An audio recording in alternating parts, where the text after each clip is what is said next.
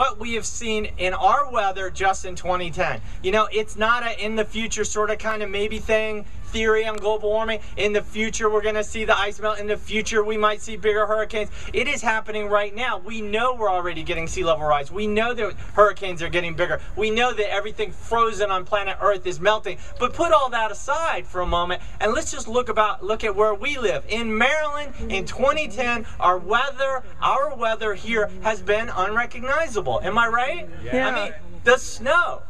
I mean, the Baltimore area, of the 10 biggest snowstorms since 1880, of the 10 biggest snowstorms in the Baltimore region since 1880, 3 of them happened in 52 days this last winter.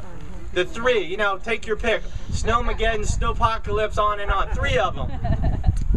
Never been, shattered all records for accumulation, individual storms, on and on and on. It's not because we had record cold. We had a moderately cold winter compared to the last 150 years. Moderately cold, but we had record-shattering precipitation, record-shattering snow. Why? Because a warmer atmosphere can hold more moisture, and what goes up has to come down. A warmer planet means more evaporation in the oceans. More evaporation is on the Great Lakes. What goes up comes down. Not a record cold winter, record snowfall. This is extreme weather. This is exactly what scientists tell us we're going to see more of, and that we're already seeing. Extreme weather from climate change. And then, of course, the thunderstorms this summer. You know, July 25th, August 12th, there were 3 really big ones. Over 500,000 Marylanders lost electricity because of freakish, bizarre thunderstorms that rolled through this region. Again, extreme weather. And then, of course, the heat. The heat on top of everything. Warmest summer ever in Baltimore, on record. The same year we have the snowiest winter, we have the warmest summer ever. Warmest summer ever recorded in Washington, D.C. It is here, it is right now, which is why when we look at our kids, I've got a 13-year-old who motivates me, Michael Alexander Tidwell, born May 30th, 1997. He is the world to me. And when I look at him, 10 years ago, I'd look at him and think, when you're my age, there could be problems. Now I look at him after seeing the extreme weather in 2010, and I say, you're your age, and we're seeing the problems. He's 13, and it's already here. So the point is this, it really is time to get to work. And we've got to do more, and we can do more. Look, what do we need? We know what's causing global warming. It's simple. You burn oil, coal, natural gas. One byproduct is the odorless, invisible gas, carbon dioxide. Again, that's 1 ton right there. It migrates to the atmosphere. So this representative ton migrates to the atmosphere, stays up there for about a century, traps heat. Nobody disputes that. No one disputes that. That's what's causing global warming.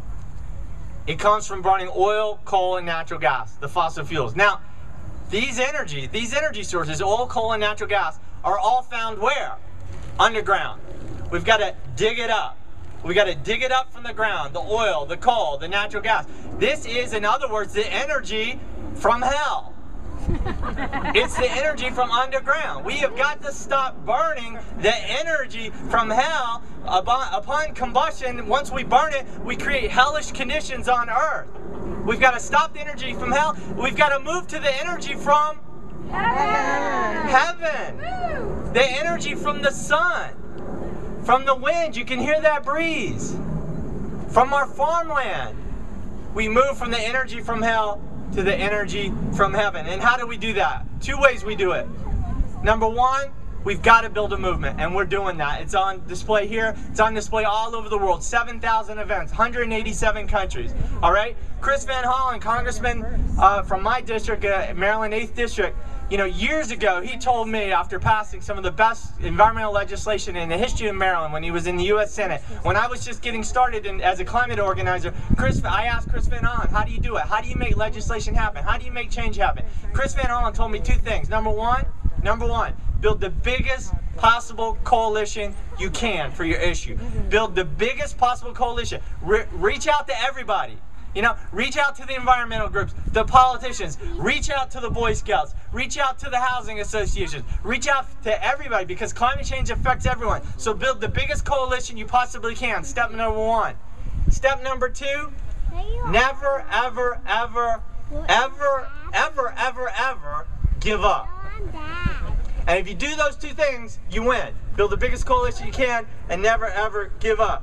So that's what we're doing, and we need to get to work. And it's so great to be connected to people all over the world, speaking hundreds of different languages, all rallying around that same number, 350 parts per million carbon dioxide. Every time one of these goes up into the atmosphere, it means more parts per million carbon in the atmosphere trapping heat. We need to bring it down to 350, the only safe level that NASA and Dr. James Hansen say it's safe for human and other habitation to life on this planet. So let's do one thing before we take a big picture. I understand from Ruth Alice, we're gonna take a big 350 photograph out here in the field. But before we do that, you know, you can't have a gathering like this and the great music and the great people and the great activism and the great t-shirts. You can't come together like this without at least having one good chant, all right?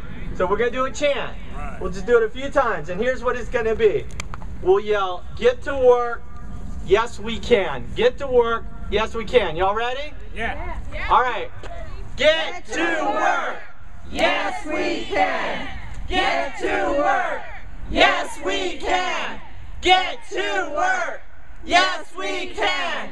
Get to work, yes we can. All right, thank you very much.